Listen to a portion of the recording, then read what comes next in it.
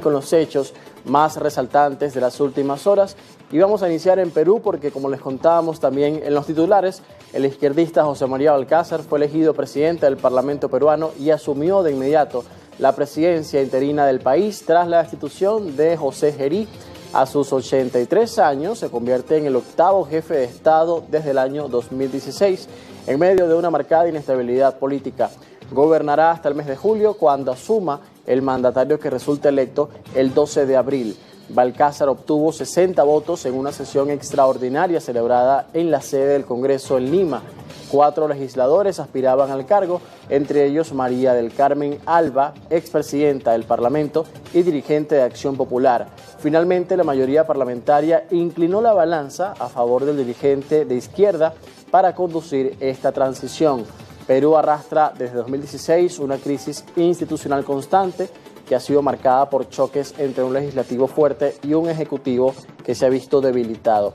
Varios presidentes han enfrentado investigaciones y escándalos que precipitaron sus salidas y, de hecho, el nuevo presidente interino, José María Balcázar, no está exento de la polémica porque ha tenido declaraciones controversiales en la prensa, abogado en veces anteriores que debería existir el matrimonio infantil, es decir, la relación de adolescentes con similares, y esto ha generado también indignación en diferentes sectores de la política peruana. Incluso en horas previas a su designación como presidente interino, se había dicho que también podría indultar al expresidente Pedro Castillo, que está detenido, recordemos, desde hace 3 años, porque él justamente pertenece al partido que llevó a Castillo al poder y que generó además esta crisis política reciente en el país andino. Sin embargo, luego ha dicho que descarta esa posibilidad y promete que va a respetar los plazos judiciales, es decir, que no va a tener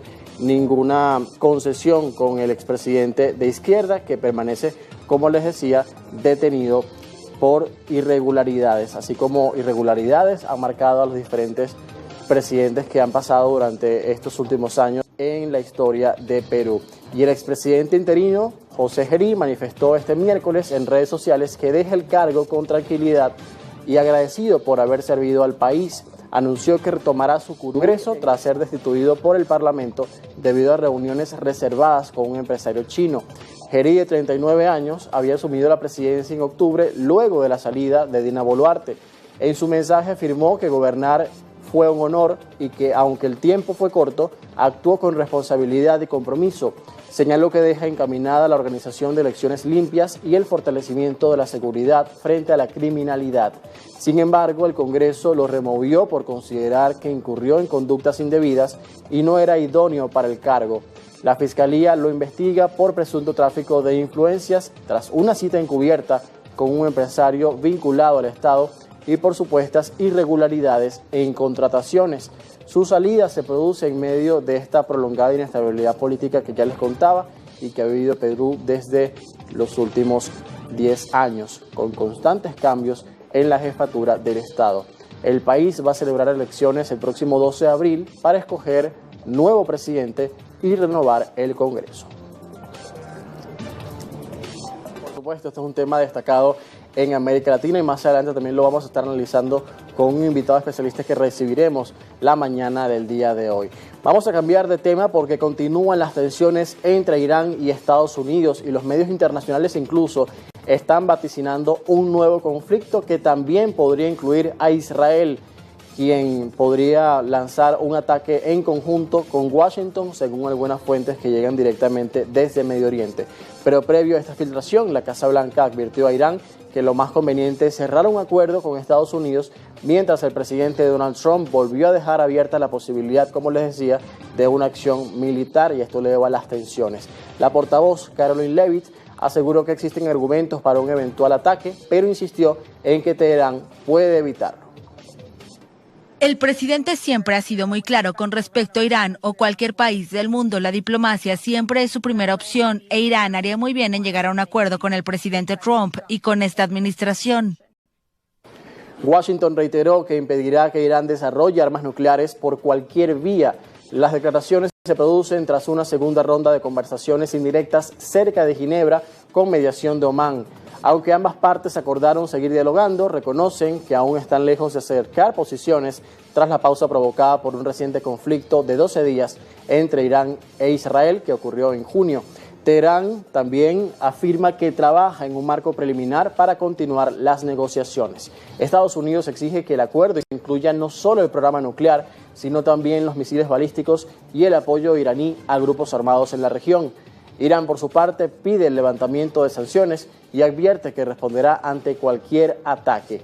Estados Unidos ha reforzado, por cierto, su presencia militar en el Golfo con portaaviones y misiles guiados y también soldados desplegados en la región, mientras que las fuerzas iraníes realizan maniobras militares en el estrecho de Hormuz, amenazando con afectar el tránsito petrolero en esa zona estratégica y aumentando la tensión internacional.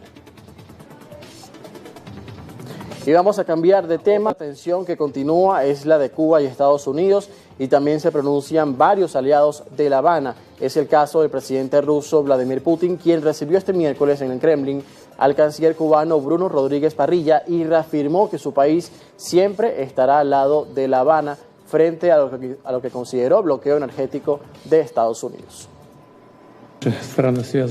Nuestros países tienen una relación especial que se ha desarrollado históricamente. Siempre hemos estado del lado de Cuba en su lucha por la independencia, por el derecho a seguir su propio camino de desarrollo. Siempre hemos apoyado al pueblo cubano. La crisis en Cuba se agudizó en enero, cuando el presidente de Estados Unidos, Donald Trump, cortó el flujo de petróleo venezolano a la isla.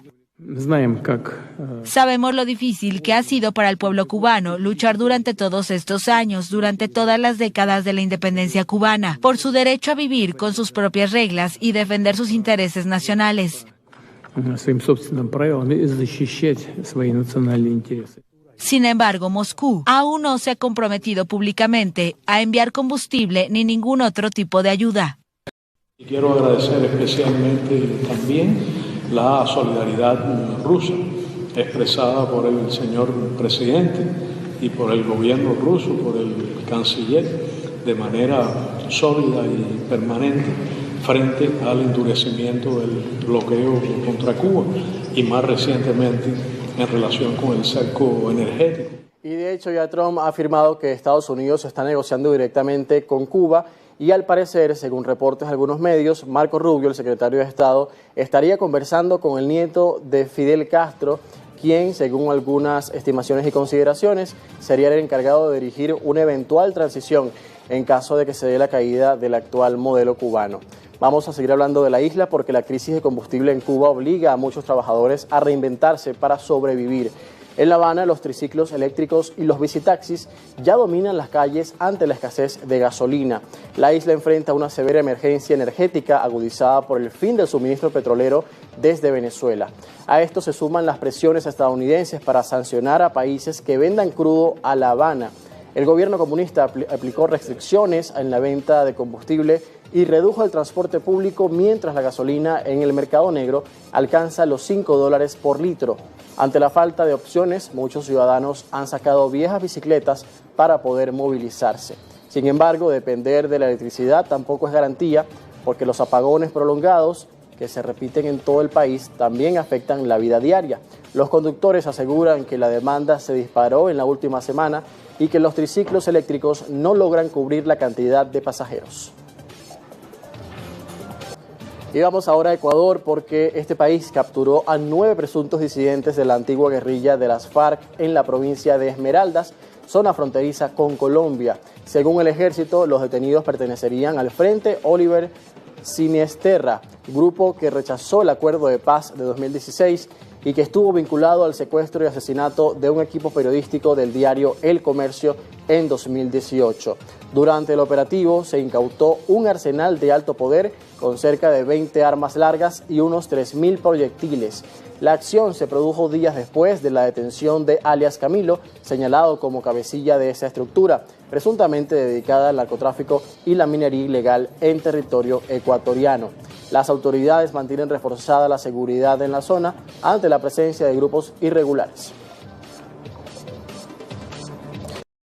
Y en Norteamérica, un ataque en el estado de Guanajuato, en el centro de México, dejó una persona sin vida y al menos 8 menores heridos que se encontraban en un parque con juegos. Un nuevo evento violento que provocó temor entre las madres de familia y también los vecinos. Un hombre de 36 años murió y casi una decena de menores resultaron heridos en un ataque armado en el estado de Guanajuato, en el centro de México. El ataque se registró el martes por la noche en San Francisco del Rincón, un poblado de unos 80,000 habitantes. El gobierno municipal dijo que 3 de los menores ya fueron dados de alta y 5 recibían atención médica. Añadió que todos están fuera de peligro. Estaba bañando a mi niña en el baño cuando en eso se escucharon como unos 20. Sí, se escucharon varios. Nomás ya cuando se escuchaba el gritadero de las señoras de sus niños, las mamás de los niños, y fue cuando yo salí. Pero, o sea, no me acerqué hasta acá, nomás me asomé ahí afuera de la puerta. Y fue cuando vi a las señoras que gritaban de sus niños. Los vecinos denuncian que muchas noches se juntan pandilleros en ese lugar y que la zona carece de vigilancia policial permanente. La Fiscalía del Estado dijo que inició una investigación para esclarecer el asunto. El gobierno local atribuye esta ola violenta a la presencia de diversos grupos de la delincuencia organizada. En Guanajuato operan principalmente el Cártel de Santa Rosa de Lima y el Cártel Jalisco Nueva Generación, uno de los más poderosos de México. Y una información de sucesos también destacada en las últimas horas es que 8 de los 9 esquiadores que estaban desaparecidos en una montaña en el norte de California tras una avalancha fueron encontrados sin vida mientras las operaciones de rescate continúan bajo extremas condiciones climáticas.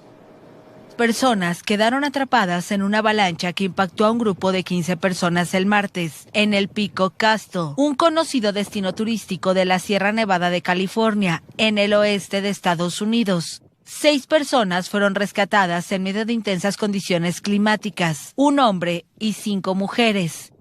Es una zona agreste muy remota al norte de la carretera. No es una zona preparada ni una estación de esquí. Es una zona rural, un terreno accidentado. La avalancha se produjo la mañana del martes en la montaña de 2.777 metros, que pertenece además al Bosque Nacional de Tahoe. El grupo de 15 personas, conformado por 11 esquiadores y 4 guías, regresaba de un paseo de 3 días en la región cuando ocurrió el alud. Los rescatistas esperan por una ventana climática favorable para retirar los cuerpos de la montaña. Y cerramos con otro tema, pero en el Cono Sur, porque la principal fábrica de cauchos argentina anunció el cierre definitivo de su planta en Buenos Aires y más de 900 despidos en momentos en que la mayor central obrera prepara una huelga en contra de una reforma laboral impulsada por el gobierno del presidente Javier Milei. FATE, fundada hace más de 80 años y con capacidad para producir unos 5 millones de neumáticos por año, atribuyó la medida a la caída de la competitividad en un contexto de apertura de importaciones promovida por el gobierno de Javier Milei. Más de 900 trabajadores fueron despedidos en su planta de Buenos Aires, donde la empresa informó sobre el cierre mediante un cartel. Ya tengo 29 años de fábrica, en realidad. La verdad que no pensé nunca que iba a cerrar esta empresa tan grande. Nada para decir, porque realmente estoy muy triste, porque tengo 2 hijos con discapacidad, no tengo casa propia, estoy alquilando. No sé qué voy a hacer porque yo ya estoy pisando los 50. Nos sirve de muestra para saber lo que es la reforma laboral. Hay que salir a pelear contra la reforma laboral porque lo único que hace es darle poder a los patrones para que se llenen más de plata, precaricen a los trabajadores o los dejen en la calle como hizo la empresa FATE. La consultora privada PIQ estima que entre 2023 y 2025 la importación de neumáticos aumentó un 34% y los precios internos cayeron un 42%. El cierre de la fábrica FATE se suma al de más de 21.000 empresas en los últimos 2 años y a la pérdida de unos 300.000 puestos de trabajo, de acuerdo con fuentes sindicales. La decisión se conoce en una semana de fuerte conflictividad, con un llamado a una huelga nacional de 24 horas en rechazo a una reforma laboral que impulsa el gobierno de Milei, ya aprobada en el Senado y a la espera de ratificación en diputados. El gobierno dice que ayudará a crear empleos, al abaratar las contrataciones y que redundará en una reducción de la informalidad estimada en 40% del mercado laboral. Pero sindicatos y partidos opositores consideran que acentuará los despidos al bajar el monto de las indemnizaciones. Muy bien, amigos, y con esto cerramos la actualidad internacional este jueves aquí en Primera Página. Hacemos una nueva pausa y al regreso llega al estudio el primer invitado de la mañana de hoy, quien estará conversando con nuestros compañeros. Ya volvemos con más.